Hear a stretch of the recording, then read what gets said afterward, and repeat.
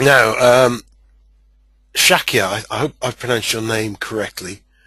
This is a great question because this really gets back to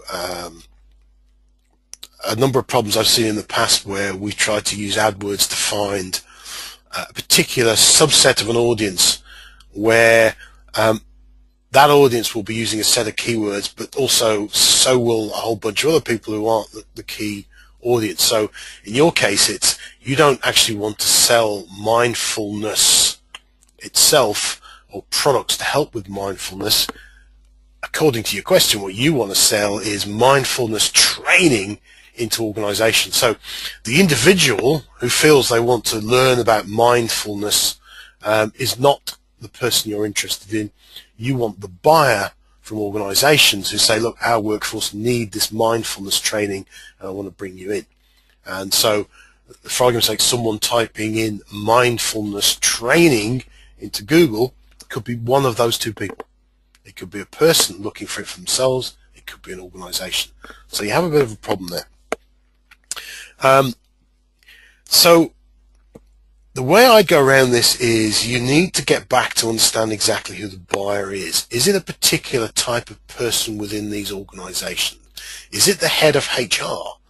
Is it the head of, I was going to say the head of marketing, but it really wouldn't, would it? It's probably the head of HR. It may be the managing director themselves. It may be they may have a training department that buys in training. You need to identify who they are and the size of companies that are going to make that purchase.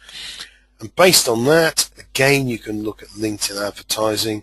That's sort of where I would go.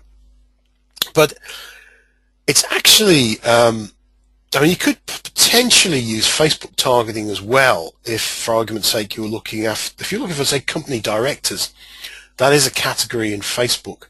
So potentially you could go after that and test that out on Facebook.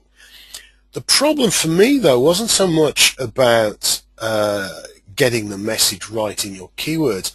I actually went to spend some time on your website because I'd actually never heard of mindfulness training. I was intrigued to find out what it was.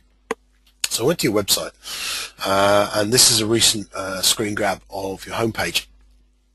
And interesting, I found the concept very interesting, but as I read it, this was the real conundrum for me.